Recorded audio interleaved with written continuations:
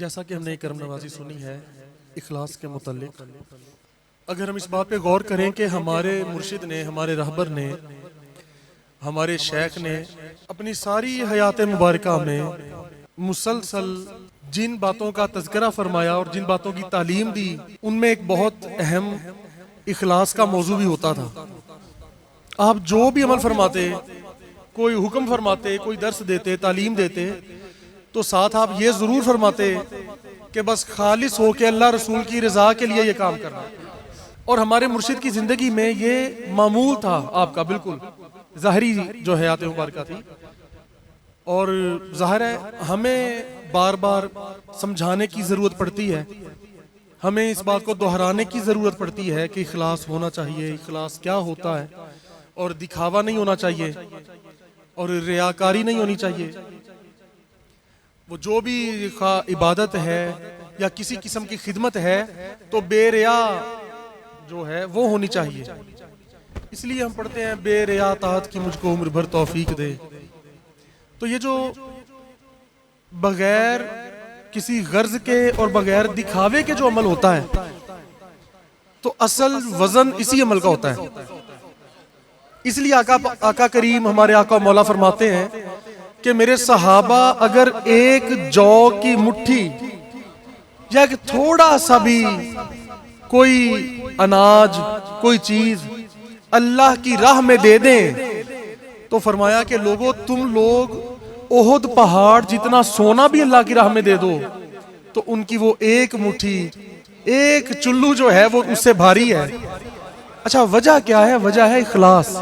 क्योंकि सहाबा और इखलास की देखें, सहाबा का तो लेवल, एक मकाम और सतह ही और है कि उनके पास जाहिरी तौर पर कुछ ऐसा होता भी नहीं था, मालो असबाब नहीं होता था, तो फिर भी वो कोशिश करके कुछ ना कुछ अल्लाह की राह में लोगों को अता कर देते थे। हम ये सोचते हैं कि पहले हमारी जरूरियात पूरी हो पहले, और बल्कि जरूरियात के अलावा कुछ स्पेयर भी पड़ा हो, एक्स्ट्रा भी पड़ा हो, फालतू पड़ा हो, फिर उसमें से कुछ ना कुछ, वो भी सारा नहीं। यानी हमने कभी ये सोचा कि चलो हमारी जरूरियात के अलावा जितना भी हमारे पास है वो सारा हम अल्लाह की राह में दे दें। हम ये सोच भी नहीं सकते, ये अमल करना तो बहुत दूर है, हम सोचते भी नहीं ये बात। हम ये सोचते हैं कि पहले हमारे अखराजात, हमारे घर बार के अखराजात, फिर जो जो हमारे मुतल्लिकीन है। कोई सोचता है मेरे माँ बाप, कोई सोचता है मेरे बीवी बच्चे, कोई सोचता है मेरे बहन भाई, कोई सोचता है मेरे दोस्त अहबाब। पहले इन सारों की जरूरियात पूरी हो जाएं और मेरी एक हद तक एक जायदाद पड़ी हो, बैंक बैलेंस पड़ा हो, तो फिर मैं अल्लाह के रास्ते पे लंगर भी चला दूं, फिर मैं कभी किसी गरीब की मदद भी कर दिया करूं। तो सहाबा का ये मकाम और सतह जो इखलास की थी और कोशिश इस कदर थी कि वो ये नहीं सोचते थे कि पहले हमारा अखराजात पूरे होंगे तो फिर हम अल्लाह की राह पे देंगे। सहाबा के तो बेशुमार आप वाकया सुनते हैं अहले बैत के, सहाबा के, कि उनके पास अगर 2-3 दिन बाद भी कोई चीज उन्हें मुयस्सर आती थी और खाने लगते थे, रोटी खाने लगते थे, 3 दिन बाद रोटी मिली, तो अगर किसी ने उस वक्त भी दक्कल बाब कर दिया, दरवाजा खटखटा दिया और किसी साहिल ने आकर कह दिया कि जी सवाली आया है, तो सहाबा ने, अहले बैत ने कभी ये नहीं कहा कि भाई हम तो खुद 3 दिन बाद खाने लगे हैं, हम तो खुद 2 दिन बाद खाने लगे हैं, हमें तो 1 हफ्ते बाद रोटी मुयस्सर आई है, यार किसी और दरवाजे पर चले जाओ। व अम्मा साइला फला, ए हबीब अपने साइलों को, सवालियों को ना कभी खाली नहीं लौटाना, ना ही उनको डांटना है, ना झिड़के मारनी है, यानी उन्हें गुजारना नहीं, उन्हें अता करना है। तो मैं अर्ज ये कर रहा था कि इखलास एक ऐसा खास मौजू है जिसपे हमारे मुर्शिद ने सारी जिंदगी, इसलिए देखो अब कितनी फाउंडेशंस हैं, वेलफेयर ट्रस्ट जो होते हैं वो चलते हैं, अब कितने वेलफेयर ट्रस्ट हैं या फाउंडेशंस हैं ऐसी चलती हैं, थोड़ा सा काम करती हैं, दिखावा ज्यादा कर देती हैं, जमाने में मशहूर हो जाती हैं। तो आप देखें कि हमारी जो लासानी वेलफेयर फाउंडेशन है, इसमें कितने काम हुए और कितने हो रहे हैं और इंशाल्लाह होते रहेंगे। कौन कौन से शोबे हैं जिंदगी के, बल्कि यूं कहेंगे कौन से शोबे हैं जिनमें काम नहीं किया लासानी वेलफेयर फाउंडेशन ने, किस शोबे में काम नहीं किया। लेकिन सरकार हमेशा ये मुर्शिद पाक ये फरमाया करते कि भाई हमने किसी हुकूमत से, किसी एजेंसी से, किसी जमात से और किसी बंदे से हमने क्रेडिट नहीं लेना। हमें ये शौक नहीं है कोई हमें कहे जी इसका तो खिराज तहसीन आपको जाता है, नहीं। आप फरमाते थे कि बस अल्लाह रसूल की रजा के लिए काम करने हैं, बस हमें नहीं जरूरत कि कोई हमें कहे कि वाह वाह यार इतना काम कर दिया, इतने काम कर दिए, इतने इदारे खुल गए या भलाई के इतने काम हो रहे हैं। किसी से शाबाशी लेने की जरूरत नहीं है। तो ये इखलास जो होता है ना, ये एक ऐसी बरकत होती है। और बरकत देखें कैसी चीज है। हम लोग अपने अखराजात भी पूरे हो रहे हैं जैसे भी हो रहे हैं, कोई आसानी महसूस करता है, कोई मुश्किल महसूस करता है, लेकिन वही लोग हैं जो इन मुश्किलात के बावजूद लंगर में हिस्सा डाल रहे हैं। इन्हीं मुश्किलात के बावजूद समझते हैं कि अच्छा यार कहीं पर भलाई का काम हो रहा है, लासानी वेलफेयर के तहत जो है वो मेडिकल कैंप्स लग रहे हैं, तो यार कोई दवाइयों में हम भी हिस्सा डाल दें। कहीं कंप्यूटर सेंटर हैं, तो कहीं सिलाई सेंटर्स हैं, कहीं मदारिस हैं, कहीं स्कूल्स हैं। तो कितने लोग हैं जो हर शोबे में अपना हिस्सा डाल रहे हैं, अदा कर रहे हैं। तो यार ये भी तो दूसरी लोगों की तरह ही लोग हैं ना, जो सरकार अक्सर फरमाते थे कि भाई ये कैसे काम कर लेते हैं। ये इखलास जो अल्लाह ने हमें मुर्शिद पाक के सदके और मुर्शिद की तरबियत और निगाह से जो हम सबको जितना भी इखलास अता फरमाए, उनका एहसान है। तो हमने कोशिश करनी है, दुआ ये करनी है कि इखलास बढ़ा दे, और उस इखलास की बरकत से ये सारे काम हो जाते हैं। और ये जज्बा ईसार जो होता है वो बड़ा मशहूर वाकया है कि एक सहाबी आका अलैहिस्सलाम के सहाबी थे, तो जिब्रील अमीन ने आकर अर्ज की कि या रसूलल्लाह इनकी उम्र बस कल तक है। जिब्रील पाक आके बता रहे हैं। रसूल पाक ने उस सहाबी से पूछा कि मैं बताओ भाई तुम्हें कोई ऐसी ख्वाहिश है जो कभी अभी पूरी ना हुई हो। उस सहाबी ने अर्ज किया या रसूलल्लाह ख्वाहिश ये है, एक तो वो रो पड़े क्या आज हुजूर मौज में पूछ रहे हैं कि बताओ क्या ख्वाहिश। कहने लगे या रसूलल्लाह जब से मैंने होश संभाला है कभी मीठा नहीं खाया, कभी इतने पैसे जमा ही नहीं हुए कि कभी रोटी के अलावा जब 1 2 3 दिन बाद रोटी मिलती थी तो कभी इतने पैसे जमा ही नहीं हो सके, जमा हो ही नहीं सके कि चलो कभी हलवा बना के खा लें, कुछ ऐसा कोई मीठी डिश बना के खा लें। या रसूलल्लाह कभी आज तक ये ख्वाहिश पूरी नहीं हुई। अब देखो सहाबी को नहीं पता कि क्या माजरा क्या है, बात क्या है, कि मेरी इतला आ चुकी है कि भाई कल तक ही वक्त है। वो अपनी रूटीन से बता रहे हैं। हुजूर ने पूछा, तुमने अर्ज कर दिया या रसूलल्लाह अब ये है कि अब एक मेरी उम्र है और चलो शादी हो जाए। पूछा कोई रिश्ता है तुम्हारी नजर में? उन्होंने अर्ज किया या रसूलल्लाह फलां रिश्ता है। आका ने फरमाया चलो ठीक है। हुजूर ने सहाबा को फरमाया, सैयदना उस्मान गनी को या मौला अली को, 2-3 सहाबा को फरमाया कि जाओ रिश्ता मेरी तरफ से लेके जाओ और उन्हें जाके कहो कि भाई रसूलुल्लाह ने तुम्हारी इस बेटी के लिए ये बंदा चुन लिया है और मतलब मैं चाहता हूं कि इनका निकाह हो जाए। अब वो जब पैगाम गया तो उन्होंने कहा जी एक तो सहाबा, इतने अजीम सहाबा किराम घर तशरीफ लाए और फिर हुजूर का बताया। उन्होंने कहा जनाब ये एक जान क्या है अगर हो करोड़ों, तेरे नाम पे सबको वारा करूं मैं। उन्होंने कहा जब आका का पैगाम आ गया तो बात ही खत्म हो गई। और खुशी से उन्होंने कहा कि हम तो इस पे हाजिर हैं। हुजूर ने फरमाया आज ही निकाह होगा, पैगाम दो और अभी निकाह हो जाएगा। उनका निकाह हो गया। साथ आका ने फरमाया कि हलवा तैयार करो, खजूरों का हलवा बनाओ। अब गालिबन हुजूर इस नियत से एक जोश, एक शफकत का वो आलम कि चलो इसकी ख्वाहिशात पूरी हो जाएं, कल तक तो इसकी जिंदगी है।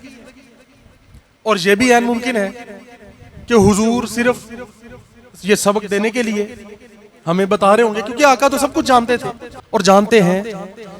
अब वो आका ने एक सहाबी की ड्यूटी लगाई कि आपने अब ये देखना है कि अब दुल्हन भी चली गई और हलवा भी चला गया, कि अब कल जाहिर है कल जोहर का वक्त होगा तो तब तक हजरत इस्राईल अलैहिस्सलाम तशरीफ ले आएंगे और रूह कब्ज हो जाएगी। कि बस देखना जब रोने की आवाज आए ना, जाहिर है जब एक इंसान मरता है तो कोई पास जो होता है वो रोता है, तो भाई शोहर की जब जान फरिश्ता ले जाएगा तो बीवी तो रोएगी। तो बस साथ ही इतला कर देना ताकि फिर आगे जो बाकी इंतजाम है जनाजे का और इतला जल्दी दे दी जाए। अब वो हुआ क्या, हुआ ये कि वो जोहर का वक्त गुजर गया, फिर असर का वक्त आ गया। उन्होंने अर्ज की या रसूलल्लाह अभी तक तो कोई ऐसी बात नहीं हुई, बल्कि मैं तो रोने की आवाज के इंतजार में था। तो मैं जब भी वहां दरवाजे के करीब से गुजरता हूं तो जिस तरह कलियां खिलती हैं, कोई परिंदे चहचहाते हैं, बड़ी खुशी की आवाजें आ रही हैं, खिली खिली हंसने की आवाजें आती हैं, जैसे कोई दो लोग हंसी मजाक कर रहे हैं। तो उसमें तो या रसूलल्लाह उस घर में तो कोई दुख का या कोई परेशानी का तो कोई सीन नहीं है, वहां तो खुशियों ने डेरे डाल लिए हैं। अब हुई बात ये कि भाई हुआ क्या, अब क्यों के जिब्रील अलैहिस्सलाम ने आकर बताया तो वो गलत तो हो नहीं सकता, सैयदुल मलाइका है, तो फिर या अल्लाह क्या माजरा है। फिर बात पता क्या लगी कि हुआ ये था कि जब वो हलवा पहुंचा उस सहाबी के पास और उस दुल्हा और दुल्हन ने इकट्ठे बैठ गए कि चलो खजूरों का हलवा है तो मिलके खाते हैं। अब जब खाने लगे थे, अब पहली बार उसको मीठी चीज मुयस्सर आई थी, उनको उस सहाबी को रज़ियल्लाहु ताला अन्हु, पहली बार जिंदगी में कोई मीठी चीज मुयस्सर आई थी। अब खाने लगे थे, दरवाजा खटक गया और दरवाजे पर किसी ने कहा कि मैं सवाली हूं, मांगने वाला हूं, मैंने इतने दिन से कुछ नहीं खाया, तो भाई कुछ है तो हमें दे दो। अब उस सहाबी ने अपनी दुल्हन को फरमाया कि भाई अब ऐसा ना करे कि यही उठाकर, हमारे पास भी सिर्फ यही है, तो क्यों ना हम ये इसको दे दें। अब सारी जिंदगी बाद, यानी जब से उसको होश आया, पहली बार उसको वो चीज मिली जिसकी उसकी ख्वाहिश बचपन से थी, और इतनी आला चीज, खुशी का मौका। तो बस इस बात पे कि यार अल्लाह के नाम पे उसने सवाल कर दिया है, तो क्या गजब काम है राजी बा रजा हो जाना। बस उन्होंने वो हलवा उठाया और उस साहिल को दे दिया। पता ये चला कि इस अमल की वजह से अल्लाह करीम ने उसके रिज्क में फरावानी अता कर दी। और उस साहिल ने कहा, जब उस साहिल को वो मिल गया खजूरों का हलवा, उसने दुआ दी, उसने कहा ए हलवा देने वाले जिसने मुझे एक खाना दिया है, अल्लाह तेरी जिंदगी खुशियों से भर दे, अल्लाह तेरे रिज्क में फरावानी अता फरमा दे और तुझे खुशियां देखनी नसीब करे। अब एक ही दिन में रात से सुबह हो रही है, तो कितनी खुशियों से एक रात दिन में मिल जानी थी, और जिंदगी की दुआ दे दी, साथ खुशियों की दुआ दी, तो उसके लिए तो जिंदगी चाहिए। तो इसलिए बात जो दिल से निकलती है असर रखती है, पर नहीं ताकते परवाज मगर रखती है। तो बस वो निकली सदा दिल से फकीर की और पहुंच गई रब्बे कदीर के पास। तो फरमाया भाई ये माजरा है सारा, इसमें भी अल्लाह के नाम के लिए उनका खुलूस था। इसार तो था ही, इसार तभी होगा ना जब खुलूस होगा। तो खुलूस बहुत बड़ी चीज है। और जो बात हो रही थी कि ये ख्वाब किसी को आया है कि इखलास ज्यादा पैदा करें, तो इखलास यही है कि दिखावे से बचें। एक बुजुर्ग कुरान पाक पढ़ रहे थे, तो एक बंदा मिलने आ गया, तो आपने अपनी चादर कुरान के ऊपर रख दी, कुरान बंद करके कुरान के ऊपर अपनी चादर रख दी, ढांप दिया कुरान को। तो एक बंदा जो आपका करीबी मुरीद था, उसने कहा हुजूर ये क्या मामला है, कुरान तो बड़ी अच्छी चीज है पढ़ना, तो आपने उसे छुपाया क्यों? अगर एक बंदा अचानक आ गया तो आपने छुपा क्यों लिया कि कुरान पढ़ रहा हूं? ये कौन सा कोई गलत बात थी, ये तो अच्छी बात थी। फरमाया हाँ अच्छी बात थी, इसीलिए भी छुपाया मैंने। हुजूर वो क्या? वो अल्लाह के फकीर, वो वली फरमाने लगे भाई बात ये है कि अगर ये मुझे इस हालत में देख लेता ना कि ये अचानक आया और इसने देखा कि मैं कुरान पढ़ रहा हूं, इसने, मैं ये समझता हूं कि मेरे बारे में ये खुश फहमी में मुब्तला ना हो जाता, ये ना समझने लगता कि भाई वो तो हर वक्त ही कुरान पढ़ते होंगे, मैं तो अचानक गया तो वो कुरान ही पढ़ रहे थे, न जाने कितना कुरान पढ़ते होंगे। फरमाया उसकी इस खुशगुमानी से मैं डर गया कि कहीं वो इतना खुश फहम ना हो जाए जितना मैं नहीं हूं, जितना अमल मेरे पल्ले नहीं, उतना ये मुझसे तवक्को ना करने लग जाए और मेरे मुतालिक इतना गुमान ना कर बैठे कि जी वाह वाह बड़ा कुरान पढ़ते हैं जी, देखो मैं तो अचानक गया था, वो पहले से कुरान पढ़ रहे थे। फरमाया इससे बचने के लिए मैंने कुरान को ढांप दिया। यार देखो ये इखलास है, इखलास। और हम जब हमसे किसी ने मिलने आना होता है तो हम उस वक्त ज्यादा स्पेशल एहतमाम ही ऐसे करते हैं, जानबूझकर अपने कमरे में जाए नमाज ला के रख देते हैं, किसी और कमरे की अलमारी पे मट्टी से भरी हुई कोई किताबें पड़ी हो तो वो झाड़ कर सामने वाले कमरे में ला के रख देते हैं कि मेहमान आएंगे तो देखेंगे कि किताबें पढ़ियां, लगता है किताबें पढ़ते होंगे शायद, होता है ना इस तरह से। तो हमारी ये रूटीन है, हमें पता ही नहीं लगता कि हम क्या हरकतें कर रहे हैं, हम कितना दिखावा ही करते जा रहे हैं। इसलिए फरमाया कि जब तुम दूसरों के सामने इबादत करते हो तो उसमें रियाकारी ना करो, और ऐसे लोगों की इबादत कबूल नहीं होती, बल्कि फरमाया वो शिर्क करते हैं। जो दूसरों के सामने अतात गुजारी और फरमाबरदारी और इबादत गुजारी में ज्यादा अच्छे बनते हैं ना, फरमाया वो शिर्क असगर है, बड़ा शिर्क नहीं है छोटा पर है शिर्क। दिखावा करना, यानी वैसे नमाज पढ़ते हैं यूं बस रूटीन में जैसे पढ़ते हैं, जब कोई दूसरा देखता है तो जनाब बड़ी तवज्जो के साथ खुशू और खुजू सामने आ जाता है, बड़ी जैसे तवज्जो पे अपने गुमान में अर्शों पे पहुंच जाते हैं, बड़ी तसल्ली से नमाज पढ़ रहे हैं, तवज्जो के साथ। देखने वाले को लगता है कि वाह यार ये तो बंदा यकसुई से नमाज पढ़ रहा है। और जब अकेले होते हैं तब यकसुई तो बहुत दूर है, पता नहीं पढ़ते भी हैं हम या नहीं।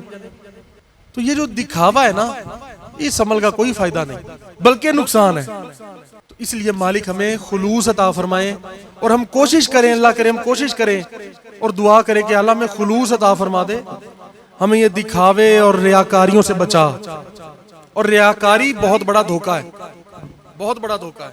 तो अल्लाह करीम सबको, खवातीन को भी खसूसन और मर्दों को भी खसूसन, अब आजकल तो दोनों को ही खसूसी तौर पे इस दुआ की हमें सबको जरूरत है कि रियाकारी से बचने की।